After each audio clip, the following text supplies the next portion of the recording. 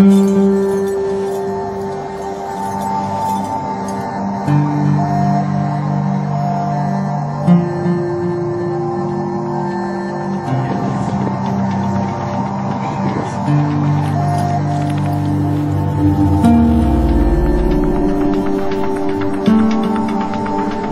think the first time I heard about Patagonia was actually probably when I was 12, reading Dougal Haston's autobiography, and he talks about his attempt on Serotore에. I don't remember the year anymore, but around the same time I saw a picture of Serotore에 in a mountain encyclopedia I had at home, and it was pretty blown away by it. I remember running it over to my mom with the book and showing her the photo, and I didn't actually realize that Serotore에 was in Patagonia and make that connection at the time, but I've wanted to check it out ever since then.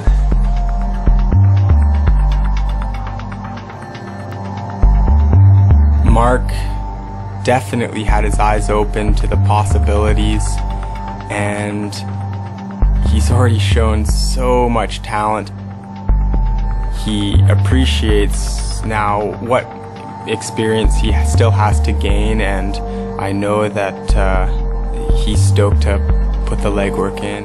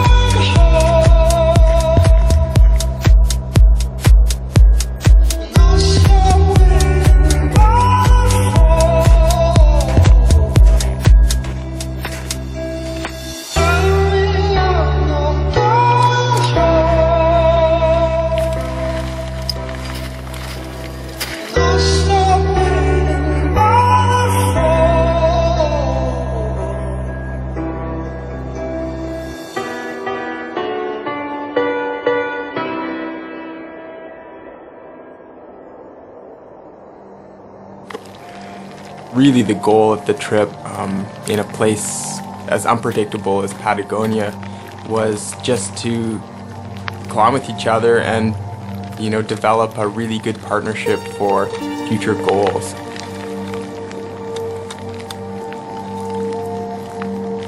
After a few seasons of dedicated climbing in Patagonia, you start to get the rhythm of things, and you can tell who's gonna be a lifer and who won't be.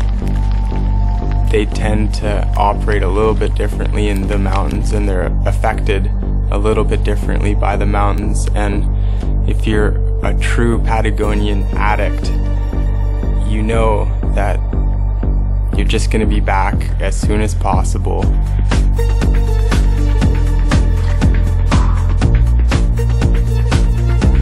It is powerful, and it's hilarious at times because the weather is really bad. It's just a whole different scale at a whole different level of alpine climbing than, say, back at home on the coast or the Cascades, and conditions are really variable, and you have to kind of bring all the game you got because you don't know what you're going to encounter out there.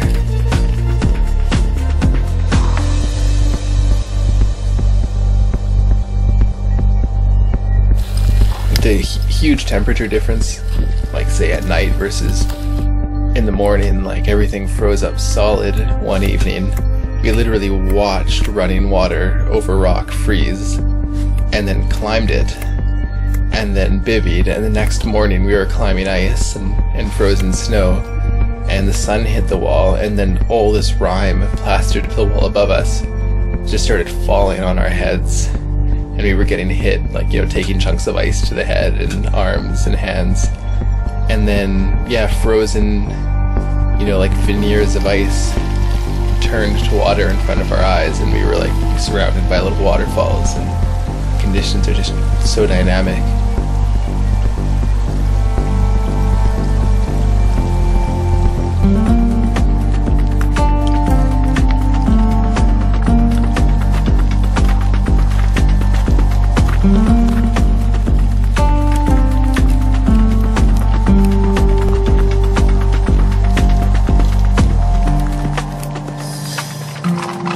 Mixture of getting hammered by icefall and then drift on by melting shit, and the overlying danger of getting completely flushed down the drain. So I think it's wise to just go down, haul it. Gotta know when to fold them. Stuck it out on this ledge for what, like 8 hours? Time to go down.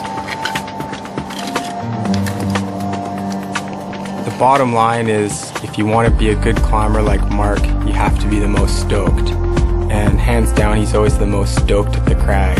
His appetite for climbing is unsatiable, and that's the bottom line. If you want to be good, you just need to really, really want to do it all the time. And he already is a really, really talented alpinist, and really soon he's going to be a world-class alpinist.